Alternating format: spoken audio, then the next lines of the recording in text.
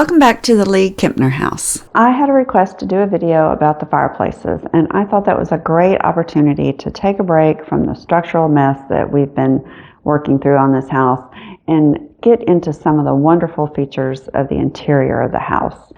There were fireplaces at the Lucas apartments, but at some point the fireplace and chimney on one side had been taken out, and this is what was left in the attic where the chimney once supported the parapet wall. And the fireplaces in the other building had already been cosmetically restored, but the chimney stack had serious condition issues, and the mason said to never even use the gas logs in the fireplace. It could be a fire hazard. So this is my first time actually working on a fireplace. So I had to do a lot of research, and that sent me down a giant rabbit hole chasing information. It turns out there's a lot to know about fireplaces, and there's a lot wrong with the fireplaces in this house. So this will be the first of several videos. The house was built with 6 fireplaces, 3 on the first floor and 3 on the second floor. Every fireplace on the first floor has another fireplace directly above it on the second floor, so they can share a common chimney. This accounts for 3 of the chimneys in this house. There's a 4th chimney for the kitchen stove. You can see in this diagram how each fireplace is independent with its own flue. The big chimney you see on the outside is internally segmented into multiple flues, sometimes even 3 or 4 or more flues. We've all seen tops of chimneys on big mansions with multiple flues coming out. I just never gave it much thought until now about what that meant on the inside of the chimney. I'll dig more into the chimney design specific to this house in a later video. When this house was built, it had an advanced central heating system, so the fireplaces only served as supplemental heat. They were also decorative focal elements for the primary rooms. So today, let's focus mostly on the pretty parts with just a little bit of history mixed in. Just a quick sales pitch before we look at the first fireplace. I've set up an Instagram account for the house so I can start posting some more timely weekly updates and just some random fun things that I find around here that don't seem to go anywhere else. So check us out on Instagram. And with that, let's get into the parlor and take a look at the first fireplace. Now we're in the parlor of the house, and this is by far the fanciest mantel that you will see. It makes sense because most guests of the house would have been entertained here in this room. And remember, League built this house to show off his money, so he spent that money where it could impress. The mantel is this beautiful gray and white marble. It's highly carved with all this detail. It looks to be in pretty good shape. There's just a little separation down here in one corner where the house is settled, but I'm not going to try to fix that. Dismantling this fireplace could be a disaster and damage or break the marble, so this fireplace will just get a good cleaning. There's also no sign of termite or rot anywhere around, so there's no need to disturb anything. It has this beautiful, wide cast iron decorative inset around the opening, and the base of the hearth is slate with this white and gray marble on the outer hearth. The fireplace has these ceramic gas logs, and over to the side, tucked around the corner, is a valve that would control that gas to the fireplace. It has this incredible mirror over it, which I'm not sure how it didn't get sold in the estate sale with all the other contents of the house. Maybe they couldn't get it off the wall, but I'm thrilled because I think it goes perfectly with the style of this fireplace. Let me digress just a little bit. A few days after I closed on the house, I was at the Dollar General on Broadway when a van for a chimney cleaning company pulled in the parking lot. I talked to the gentleman, and he followed me back to the house and did a quick assessment of the fireplaces. I was shocked to hear that all the fireplaces were designed to burn gas originally and not coal or wood. I knew they all had gas logs now, but I assumed that was a retrofit at some point.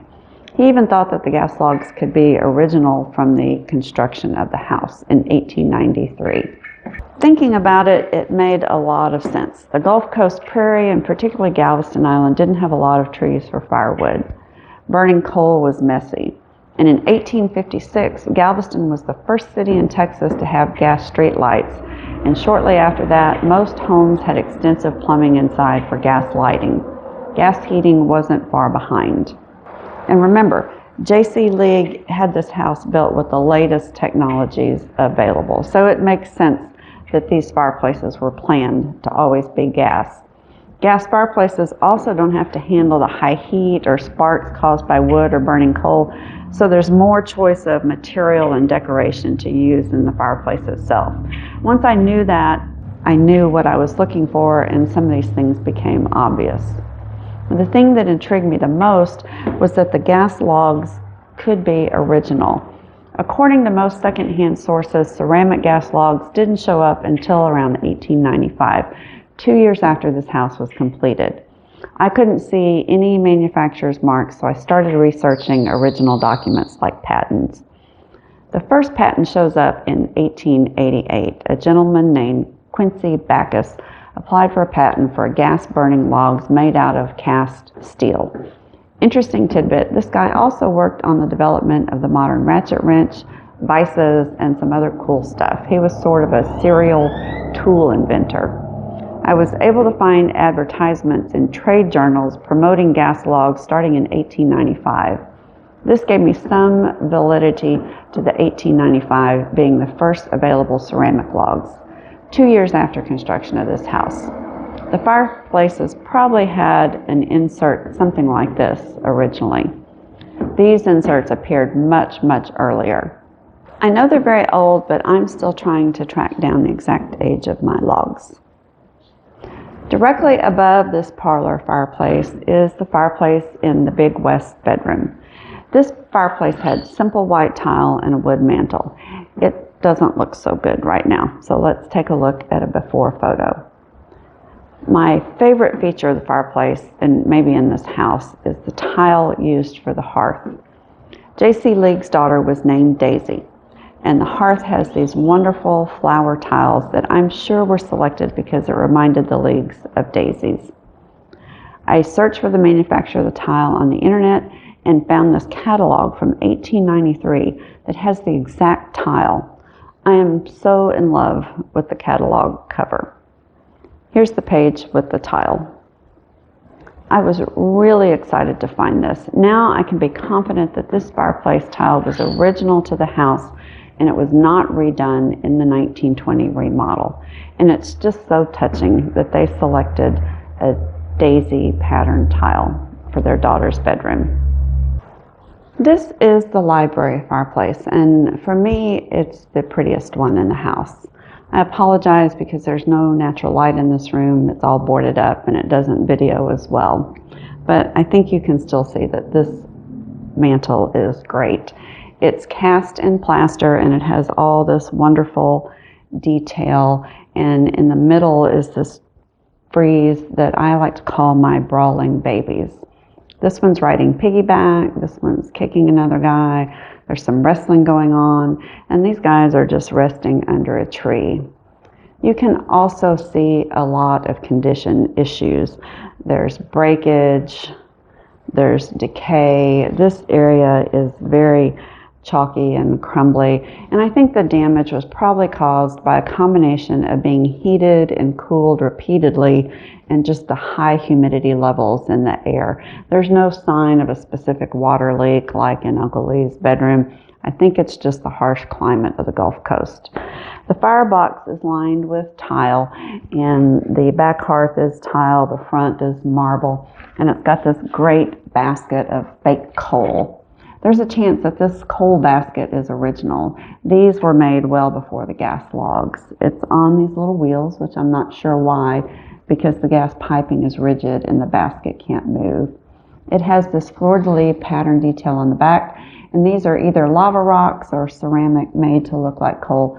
So the natural gas would heat them up and, in theory, retain some of the heat and radiate it back in the room. Let me stick my camera up here and show you how this mantle was cast. It is a little hard to see what's going on here, but if you look closely, you can see some kind of wood frame that was pushed down into the plaster to give it additional support. It's quite a mess under here. I somehow thought it might be a little bit neater. Despite all these condition issues, I still think this is the prettiest one in the house. Directly above us is a simple fireplace in the master bedroom. This fireplace is representative of the other two bedroom fireplaces on the second floor. This one has a valve to control the gas off to the side, and the others have a valve in the gas log burner themselves, but otherwise they share some common characteristics. They all have a simple wood mantle that was probably ordered from a catalog. You can see some of the tiles have been removed, but other than that, the fireplace is in remarkably good shape. Like the other two fireplaces, the tile is a basic glazed white, and it's very evident this tile in the firebox and on the hearth was not made to handle the high heat of a real wood burning or coal fireplace. It has a metal beaded trim similar to that on the dining room fireplace, but otherwise it's very simplistic. The gas logs are in good shape, and there's a metal damper to close off the chimney when not in use. This very simple treatment in the private, family-only part of the house is in stark contrast to the expensive, showy finishes on the first floor fireplaces. It's even much more basic than some of the common fireplaces of the same period, like these two in a house directly behind us on Sealy Avenue. In the dining room is this beautiful pink marble fireplace. There are some condition issues in the marble, but I'm really more worried about this fireplace because there's extremely active termites above. Remember that mess in Uncle Lee's bedroom video?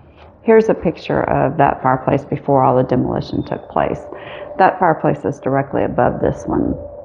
And below, I found live termites coming up from the ground this direction, which means they're all in this wood, but they haven't broken through yet. But they're in there, and my guess is the wood is just too delicate to remove safely. So I keep treating the termites and hoping that we don't have to touch this fireplace. I think it would just not turn out well.